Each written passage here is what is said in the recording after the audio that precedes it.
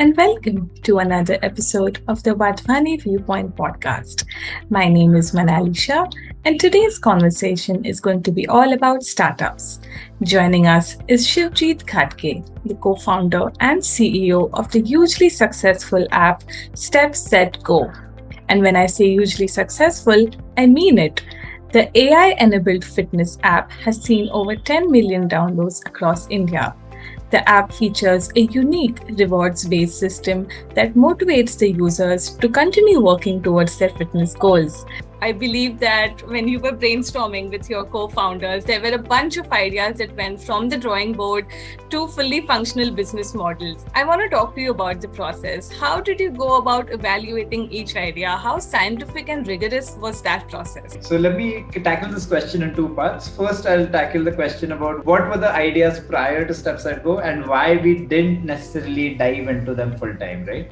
It's important to understand the co-founders, the working co-founders of StepSetGo to understand the story.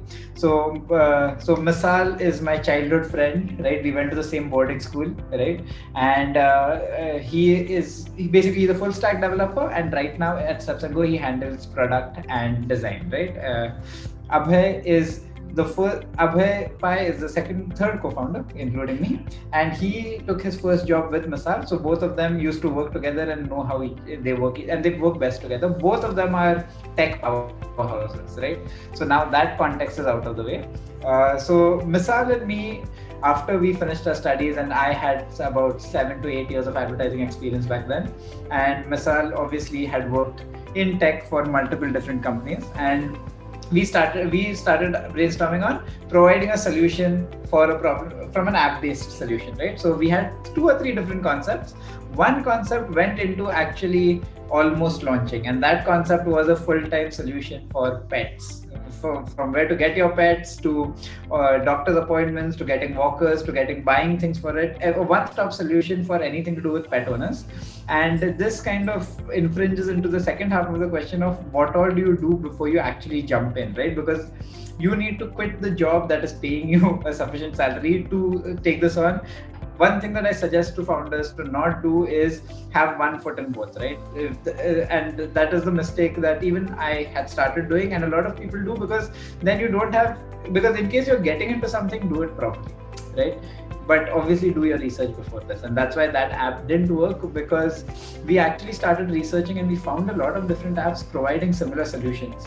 And we got a financial advisor, we created the full business plan, everything was done, and we were just trying to figure out, now should we take the plunge, quit our job and start working on this or no?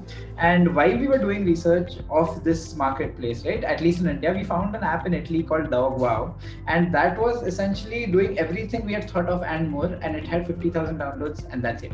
Right? And it had existed for 5 years or 4 years at that point in time. And then we realized that maybe we are missing something, right? Somebody has built everything that we want to build and more, and they've thought of solutions that are beyond what we thought we would get 2-3 years down the line. And even then they don't have the traction in a much more developed pet market, right? And that is where we started having reservations and started thinking about something else.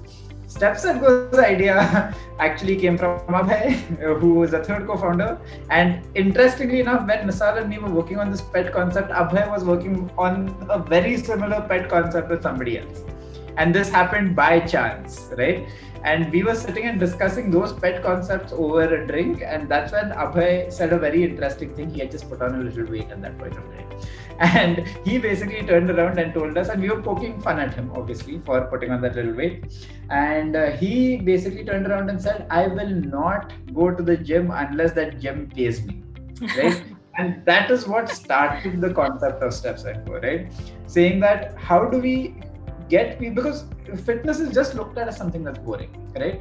And for StepSetGo, again, we went through the same process. Now we had 2 tech powerhouses, so we knew we could build the app from the ground up, right? We had to just sit, dig a hole, all 3 of us sit, brainstorm of what the concept is going to be and take it forward, right? And essentially, we wanted to solve problems that were already in the market. Problems related to lack of motivation after you start, because you start working out, so what happens is I will get up on the 1st of Jan and say, I want a 6-pack video, right? Yeah. So you will take a gym membership, You'll get a trainer, you'll buy new clothes, you'll buy new shoes, you'll spend everything you have to, and you'll start with a new diet plan, new nutrition plan, everything. 7 days later, it's all gone because motivation is over, right? You'll start again next year. I have full clarity that I will, but full motivation is gone. And we wanted to stop that cycle, right? And we wanted to start off with the most basic. We did a lot of market research. I'm not going inside that specifically to not make this too long, right? But we found out basically we had a large market that we had to play with. The point was that we have 45 million users that are core fitness who've tried this. They've downloaded an app, they go for a walk, they play tennis, whatever that might be. But we have 350 million users that are not even doing that but are health conscious. So we wanted them to start their fitness journey by just counting their steps, right? And then upgrade them to more complex workout regimes, right? And what we also knew is once they start taking on an app and they start this journey, it's fitness, it's boring, they're going to drop off. We wanted them to come back into the same ecosystem. That is where the coins came into play, right? And StepSetGo's vision at that point was to make sure that at any given point of time, no matter what fitness activity you want to do, StepSetGo will facilitate it. So if you want to go to the gym, I'll give you the best discount at the gym, go to the gym. We'll authenticate that you've gone there and give you coins for that. Suddenly now I can compete with a guy who's walking while I'm swimming. Right? So we wanted to do that. We wanted to make a barrier-less fitness ecosystem so we can gamify and socialize extensively. And even if you fall off the system, you can come back because the coins are waiting for you. So you can come back, we have more solutions for you. So that is essentially what the plan was. And obviously we went through a large number of business models. At least we created 3 fully functioning ones before we actually started, because all 3 of us had to quit our job and start doing this, right? Which we did. And we had the app up and running in 6 months. After we quit our jobs, essentially. Right. So let's talk a little bit more about business models. What are the key essentials that go into a successful business model? Okay, so for us, right, I don't believe this is, I think this is sound advice for most people to go with. For us, what was very, very important from the beginning is the business needs to be a business. It needs to make revenue, right? It needs to have a user base that is interested in it, and we need to be solving a solution that is solving a problem that is inherent in the market. Our problem was people weren't, usually what happens is somebody solving that, you solve it in a better manner, right? The case with us was this problem wasn't being solved. How do you get users to at least start tracking with the temptation of doing that while also getting them back into the same ecosystem after they drop off, right?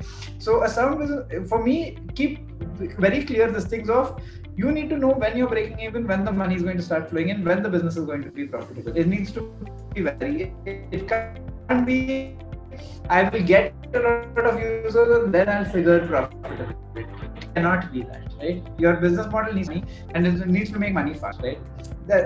It's obviously depends on industry to industry, but we are very clear about that is how business should work, because that's how you make sustainable businesses. You cannot make businesses on the thing of, I will keep raising money, but keep trying to upload this and then I'll figure how I use this data. One misconception that I've seen amongst most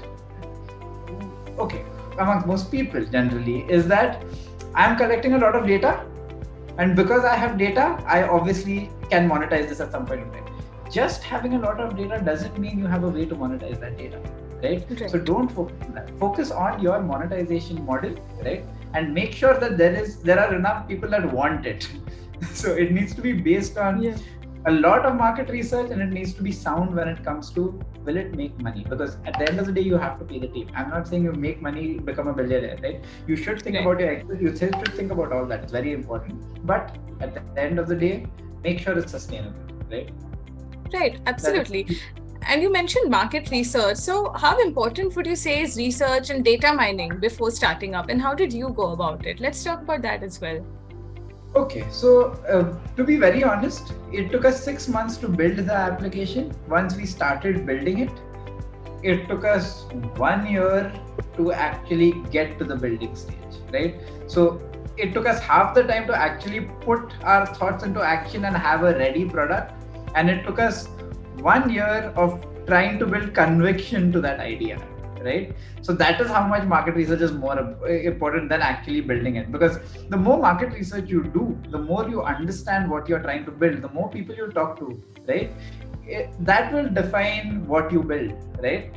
So it's imperative. If you don't have that and you're starting on a gut feeling, you've gone wrong before you started also, right? Because you can't think that I think the market needs this. You need to go talk to them, right? One more key thing that I need to tell every college student who's planning to start his own business is, don't be shy to talk about your idea.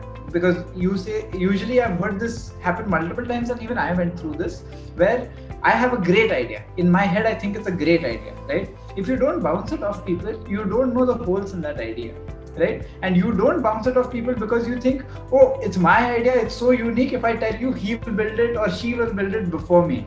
That is the worst mistake you can do, because your idea can be crap.